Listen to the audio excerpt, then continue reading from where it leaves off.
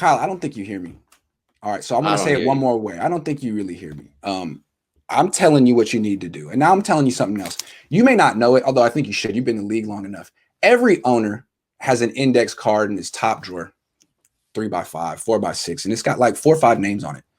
Those names are the head coaches they would call, the head coach candidates they would call if the current head coach gets fired. Kyle, you don't think I have that index card? You don't think I have a list of names that I'm interested? I like you very much. You don't think there's other you don't think I can replace you? So let me show you the name. Let me tell you. Let's see it. You got Chip Kelly on there? What's up? No, I don't have Chip Kelly on there. Kyle, I have Eric Bieniemy on there. Oh, This guy developed the quarterback you didn't want, Patrick Mahomes. He beat you in the Super Bowl. He comes from the Andy Reid tree, which is much more closely aligned to the Bill Walsh West Coast offense than what you and Mike Shanahan do. And a lot of players respect this guy. So you got to win this year, Kyle. You got to win. If you make the playoffs and you don't get all your players hurt in practice, then we don't have a problem. But if you do, don't think I'll just stick by you forever. I got a list of names right now. I mean, I don't like being threatened, but I get it. I get it. I mean, I would say that you might have a hard time bringing in one of those top tier coaches with the fact that we've given away your next 2 first-round picks. But I can win with what we have. I can dial this team in. Jed, I think you got to give me one more shot to both be the head coach and the game manager.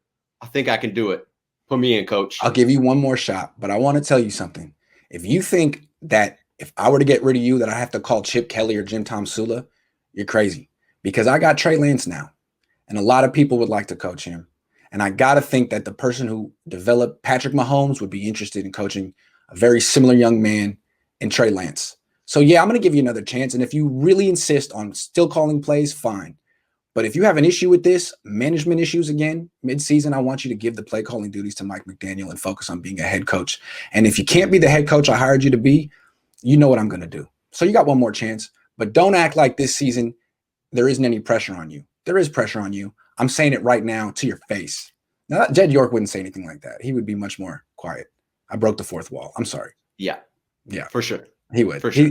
So I like turned into like someone from like an Elmore Leonard book at the end. I tried to be meek and quiet. Well, I mean, you know, the Kyle Shanahan impersonation that I just did was awful. Dead on. Oh, I thought that was terrible. Terrible. I mean, it slipped into God knows what else. Do you think Jed York had the guts to have that meeting with Kyle?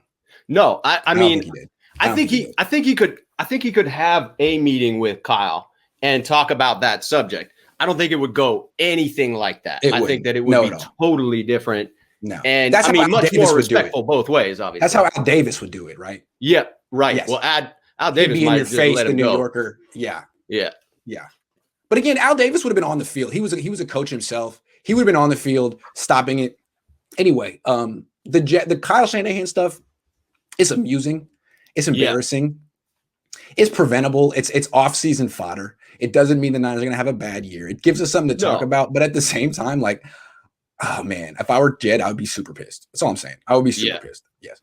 Yeah, for sure. I mean, it is his money. I think, I don't know. If I were Jed, I think that I would fall kind of in that I get it mindset of what Kyle's trying to do. I don't really fault him for trying to skirt the rules. I do fault him for not being smart enough to get the rookie on the same page so that he didn't blast that video out so that it didn't get caught. But I'm fine with him doing the bump and run early on in practice. It's like you try to skirt the rules, right? Bill Belichick tries to skirt the rules, but these ones, it's like a kid trying to sneak out of his parents' house at 8:30 at night. Like, what were you thinking on that? Well, you knew you were going to get caught. First of all, the players can report you anonymously. The players know the rules. They can go to the Players Association in the league and be like, look, we were doing bump and run coverage. Second of all, the players outed them. Like Diamador Lenore posted it himself. Yeah. He posted it himself. Also, the press was there. You did it in front of us. We could have told. So it just seems like it's so careless. It's brazen. Yeah. Brazen. It is very brazen. Brazen. So, Kyle, you win. because no one cares if you win. No one cares. But if you lose, it's just like an endless list of patterns that people can point to and then make a case for Eric Bieniemy, because I think a lot of fans would be intrigued by Eric Bieniemy.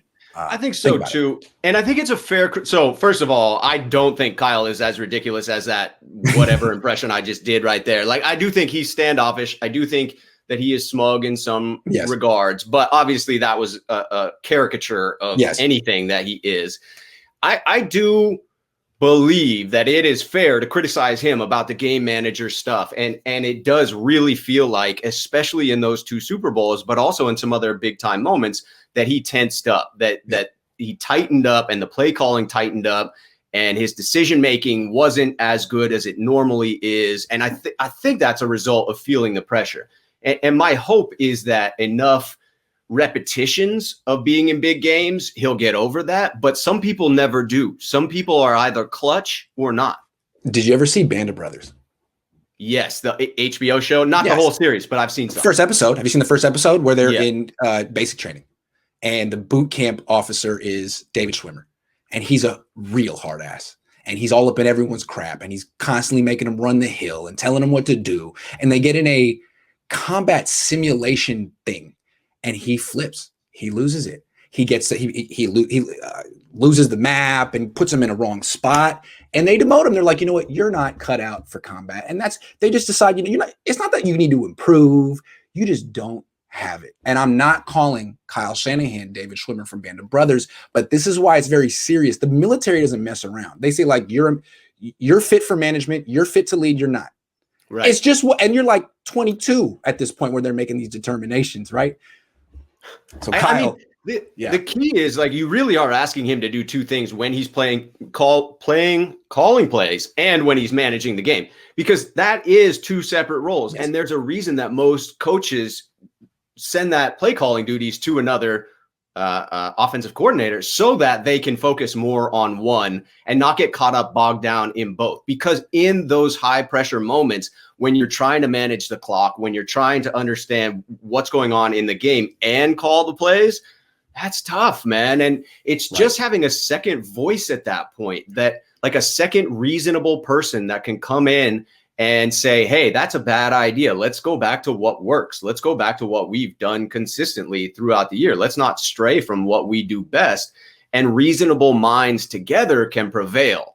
When it's just one person without additional inputs, they can start to spin out and go a little bit crazy. And it feels as if that happened certainly in the 28-3 collapse, and to some degree in the loss for the Niners. Hey, like, what are you focused on? Are you focused on the next play, setting up a series of plays, which is great. It's what you need to as a play caller, or the big picture of winning the game, all 3 phases, special teams, defense, the whole thing. It seems to me that maybe some coaches can do the whole thing.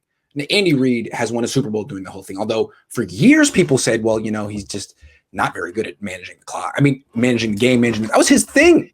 Right. Why? Because he's calling the plays. It's very difficult. It took him 20 years of experience before he could do both and win a Super Bowl. Plus Patrick Mahomes. He needed Patrick Mahomes as well. Right. And now he also lost the Super Bowl with Patrick Mahomes, which is remarkable. But it is. Yeah.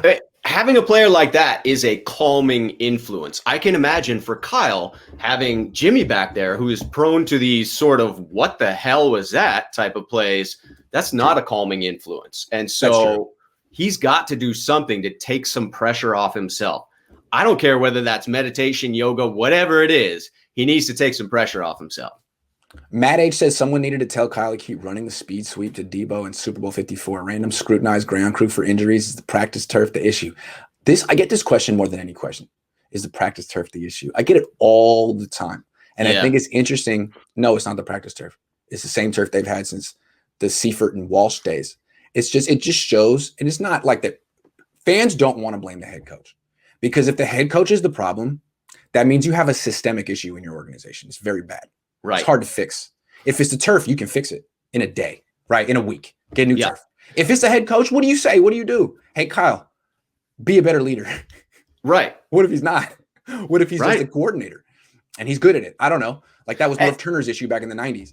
And I struggle with the idea that I see how good Kyle is with the eye test, where I'm watching the games, I'm watching the play design, I'm watching the execution. I love his It's offense. amazing. And so I'm willing to forgive some of the shortcomings. Yes. But when they start to cost additional games, I mean, it's tough. You have to address it. You have to get better. You can't just rely on that genius. And you kept kept like joking around about your record. It was like, yeah, man, what about your record? Like, that's what I'm talking about. Yeah. You know, the fact that this offseason, did I lose internet here?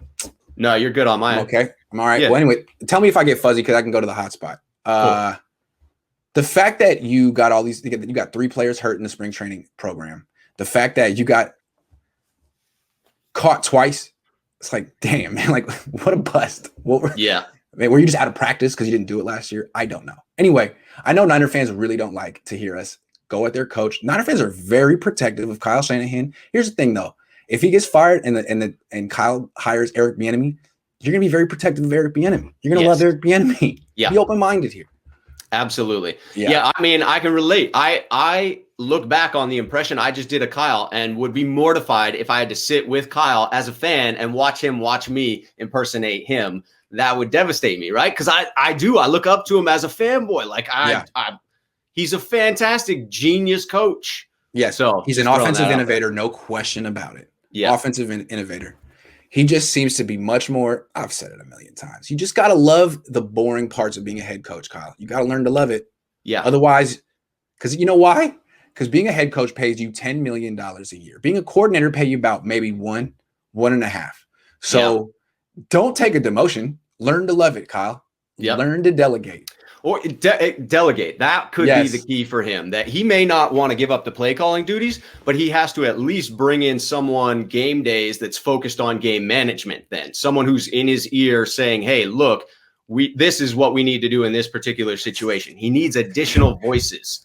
A game management coordinator, AKA a head coach. Yes.